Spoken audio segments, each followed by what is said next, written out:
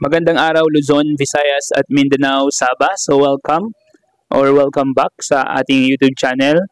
This is Pilipinas News Channel.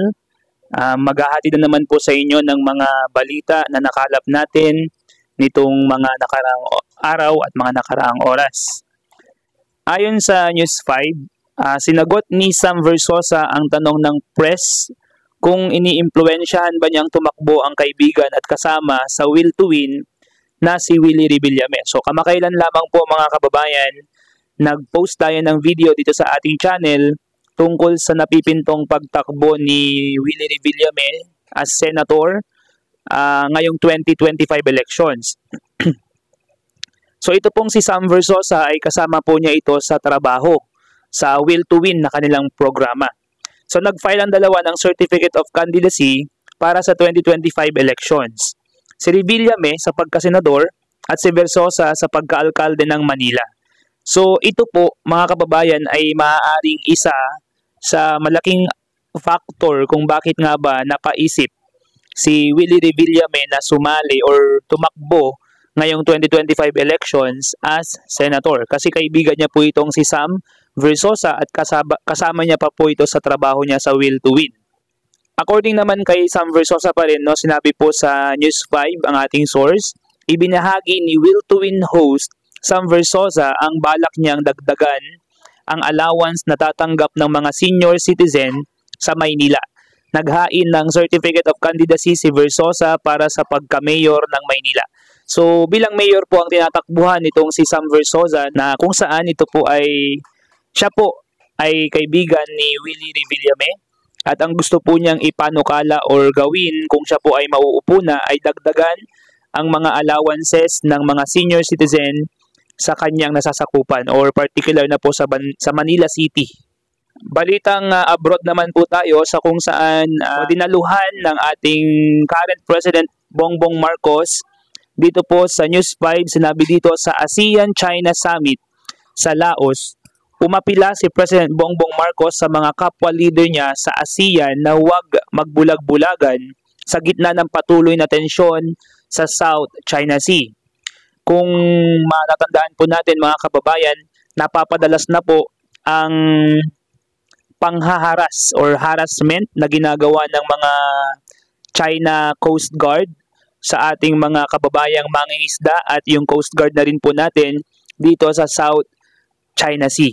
At ito nga po ang panukala or ang apela ni President Bongbong Marcos na kung saan sana po ay bigyan ng atensyon ng ASEAN leaders yung mga boundaries ng ating mga bansa.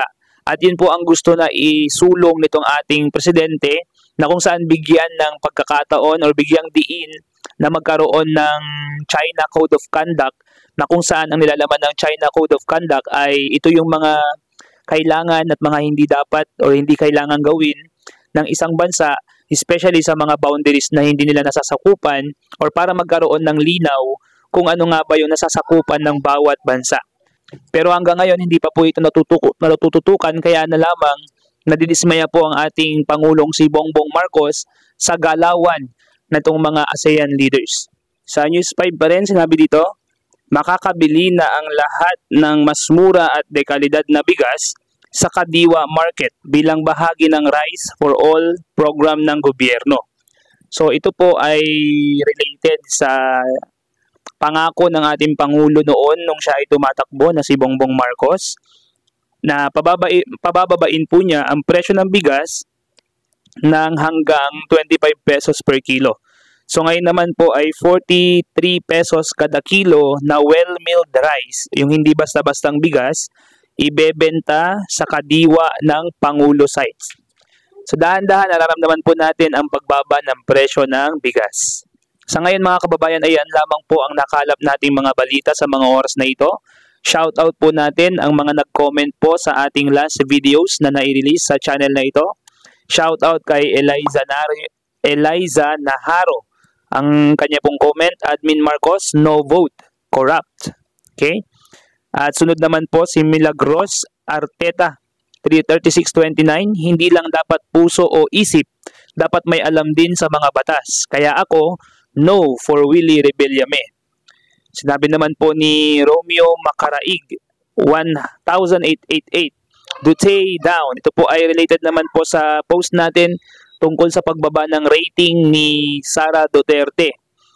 At shout out din naman po kay Romeo Macaraig ulit. Sinabi po niya, si Bato, panay plataforma. Wala naman nagawa, kaya subok na. Next naman po ay si Chito Obnimaga, 2776. Anong gagawin ni Willie sa Senado kung tungkol sa bogas? Kung tungkol sa bigas, gasolina noon pa yan problema. Problema na yan sa ibang bansa. Mahal din ang bigas. Mas mura pa nga ang bigas sa Pilipinas. Noon nilalait niya si Pacquiao. Pero mas gusto ko si Pacquiao kay Willie. No vote for Willie sa Senado. Sinabi po ni Alejandro Aller, D1C. Shout out. Katarantaduhan na yan. Tad ng kaso, tatakbo. Ano yan? Pera-pera? Bakit pinapayagan ng COMELEC yan? Hindi nga Pilipino yan si Guo. So ito naman po ay related sa ating news tungkol sa inirelease natin tungkol kay Guo. Sinabi naman po dito ni Boloboy Sherba, lahat naman sinasabi ng mga tumatakbong kandidato makatulong sa mahihirap. Ang tanong, mangyayari kaya? So yun po yung malaking katanungan mga kababayan. Shout out po sa inyong lahat. Mangyayari po ba ang mga sinasabi ng ating mga tumatakbong senators, tumatakbong mayors or alkalde o mga vacant positions ngayon sa ating bansa? So good luck mga kababayan at maraming salamat sa inyong pakikinig. Kung gusto mo ng ganitong klase ng content, please subscribe and hit na rin po yung notification bell at ganoon na rin, mag-comment po kayo sa baba kung gusto niyo pong ma-shoutout sa ating mga next videos. Ito po ang Pilipinas News Channel. Once again, this is Pilipinas News Channel. Peace out.